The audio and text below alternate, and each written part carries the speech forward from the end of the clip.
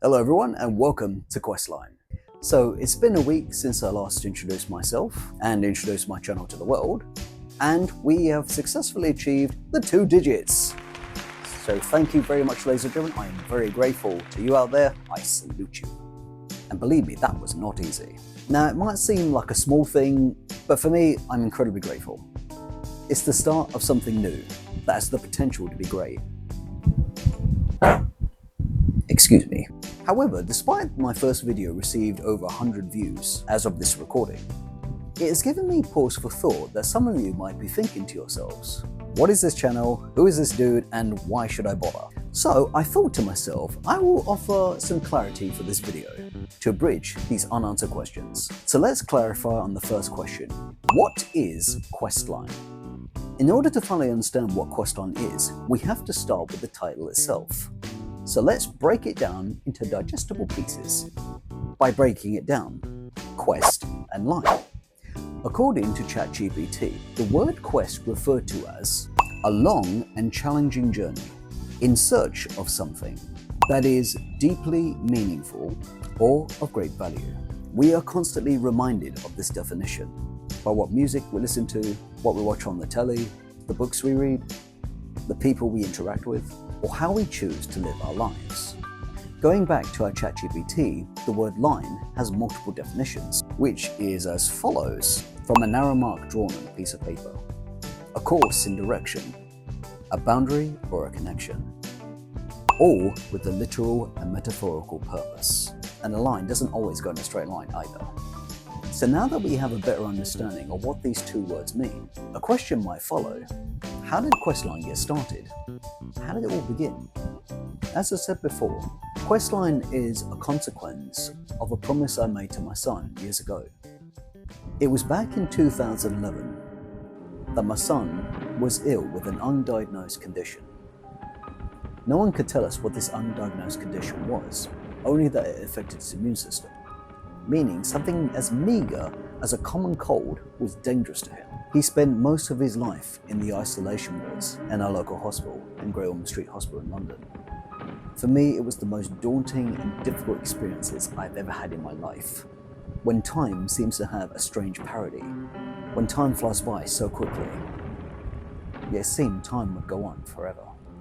Your life consists of strict time-managed routines, medicinal preps and administrations, cleaning regimens, strict visitor protocols, and surgical masks, both in and out of hospital and at work. I've been practicing social distancing and wearing masks long before COVID arrived. Not only did me and my wife had to be parents for our son, we had to be his carers also. Those times were undoubtedly hard, something that you can't erase from your memory. But as a father, I had to show strength to my son. I had to teach him and give him hope.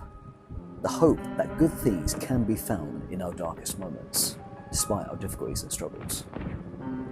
I remember making notes and documenting each day, specifically looking for something that made me laugh or smile, because I knew those things were going to get you through the day. From watching Mr. Tumble on CBeebies, or You Being Framed on the telly, to something simple as sitting down and having a cup of tea. I was so convinced that my son was going to pull through, whatever he was going through. I never thought that he'd pass away before me. What father would? I imagined that when he grew up, he'd ask me questions about what happened to him and how he got all these scars, since he would have been too young to remember them. Then I'd tell him stories of his epic battle. And when he grew up and became a teenager, he'd brag about his scars to his mates, or to impress some girl that he liked. That is why I wrote it all down, to make sure I never forgot what happened. I felt like it was an important responsibility as a parent to be his orator, because I know what it's like to have questions about your past, only to not have that part of your life well documented, and no one could give you a clear answer. But in 2012, when the doctors sat me and my wife down and said there was nothing more they could do for him, it felt like the life that I imagined for him was shattered. I couldn't believe what was happening. That night, I spent time alone with my son in the PICU, Great Ormond Street, London, holding his hand, seeing him attached to tubes and health monitors. That was where I made my promise to him. A promised to live well. I didn't know what living well meant.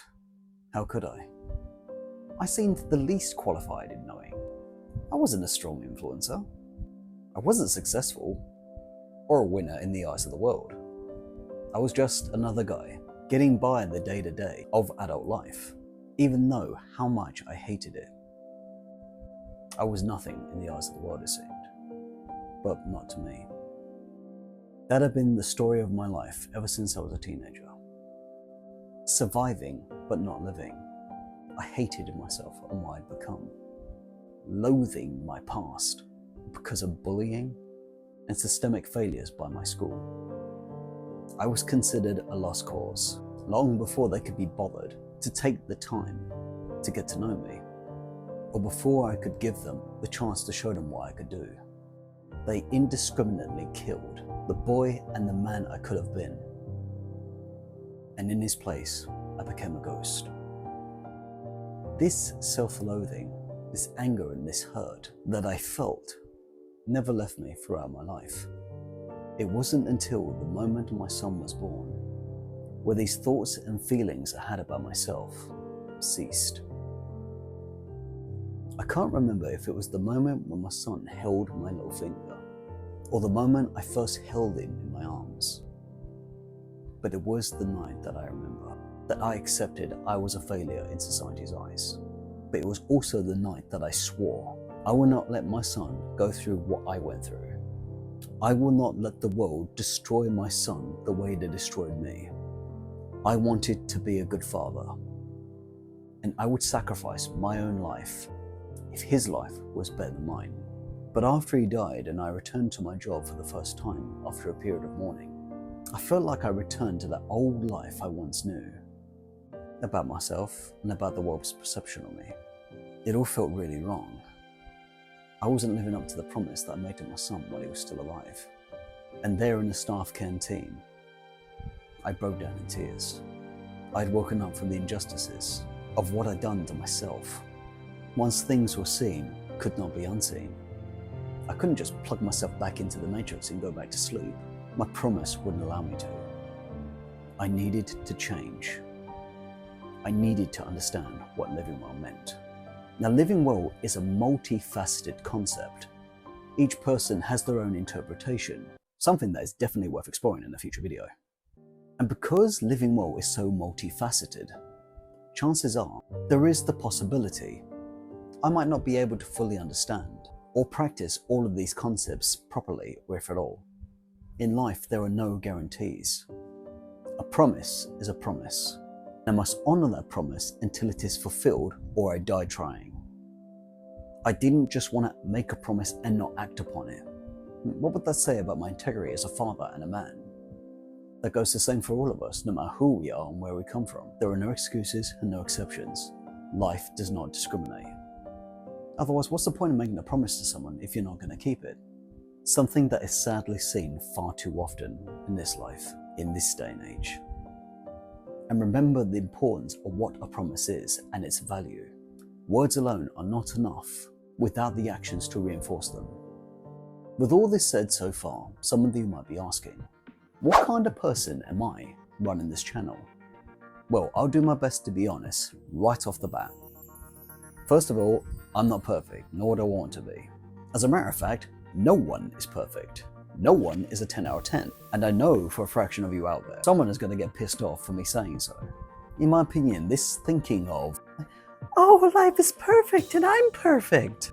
If I'm honest, that is too delusional and stressful for my taste. Ask Stephen Hawking, he'd be the first to tell you if he was still around, and potentially give us a throbbing headache. Secondly, right now, I'm not considered a rich person or a strong influencer, though I would certainly not complain. And third, I'm not a hero. That honor belongs to the dead. I consider myself an ordinary man who wants to do good in the world. But I also know I have the potential to do extraordinary things. I will lose, I will stumble, I will be rejected again and again. I have literally written the book about my failings, for heaven's sake. Despite my losses, despite my stumbles, and despite my rejections over and over, I will still keep getting back up and keep going. I will keep moving forward, whether that's an inch or a mile. No matter the beatings, no matter the bruises, the cuts and the scars that I receive, no matter how long it takes. For as long as I can remember, I felt lost and caught up in my own melancholy and the mediocrity of getting by day to day. But since my son's death and the promise that I made to him, I'm slowly discovering what kind of man I am and understanding the power that I wield. And I refuse to remain silent. Not anymore. And that is my questline. You see, that is the point I'm trying to make to you and to everyone on why this channel exists. Questline is not just a fancy title that I chose for YouTube, only for me to one day brand, to sell merch and other commodities. And Questline is not just about making content and getting views and going viral, only to be critiqued and probably bitched about on Twitter and TikTok. Questline is about finding a way in life that does something good for ourselves, for others, and the world we inhabit. As I stated earlier, a quest is a journey in search of something, whether that's setting goals, in getting our minds, our bodies, and our spirits in shape, achieving academic milestones, saving money to buy a house, and accomplishing a lifelong dream by traveling the world. Or a quest can also be something simple, like how to become a decent member of society, in our relationships with ourselves and with those around us. And as stated before, a line in context with this channel means life. A line that we either follow or construct with all our might, not knowing where the path will take us. What I'm saying is, while we are here on this earth, and while we are still alive, each of us has our own quest line. We have to make this life count, no matter the bullshit that life throws at us, and no matter what the outcome. My son taught me something valuable, despite the fact that he was still a baby, and him being tested, prodded and poked, pierced, injected and isolated because of his undiagnosed condition and his immune deficiencies. He was still able to laugh and smile in such a dark time in his life. He was only 19 months old when he died, and yet he was 10 times the man that I could ever hope to be. My questline is a redemption arc, not about finding something out there to help me, but to become the man I want to be, that lies dormant within myself. A man that I buried under years of fear and shame, melancholy and self-loathing. My line is not straightforward. It is brutally long, full of twists, curves and steep inclines. But it's mine, and what I choose to build, brick by brick, like the roads that led to Rome in ancient times. I walk and I build, bit by bit. And that is what Questline is about. I am holding up a mirror to all the people in the world, no matter the country we are birthed into, or the creed we follow. I want them all to take a good look at themselves, their communities, their country, etc. I want them to truly ask themselves these questions. What is my questline? Am I truly walking my questline?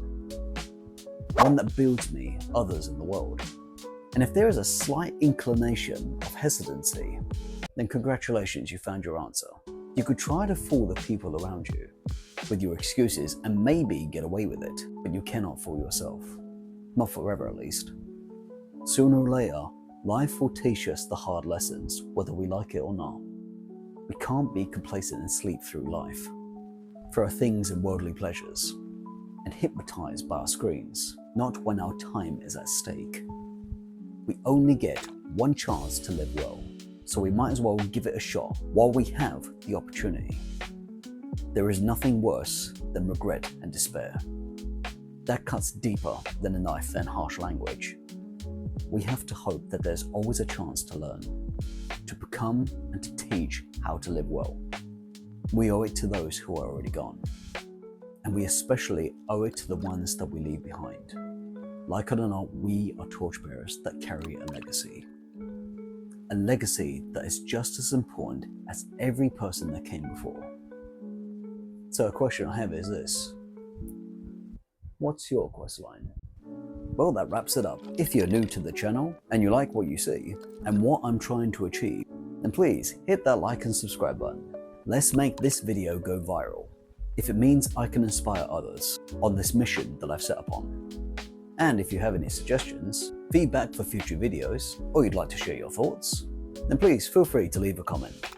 And lastly, don't forget to hit that bell button to keep you informed and up to date for future Questline content. Thank you very much for watching. Wishing you all well and in good health. Till the next time, always remember, stay strong, stay curious, and keep forging your Questline. All the best, yes. Take care.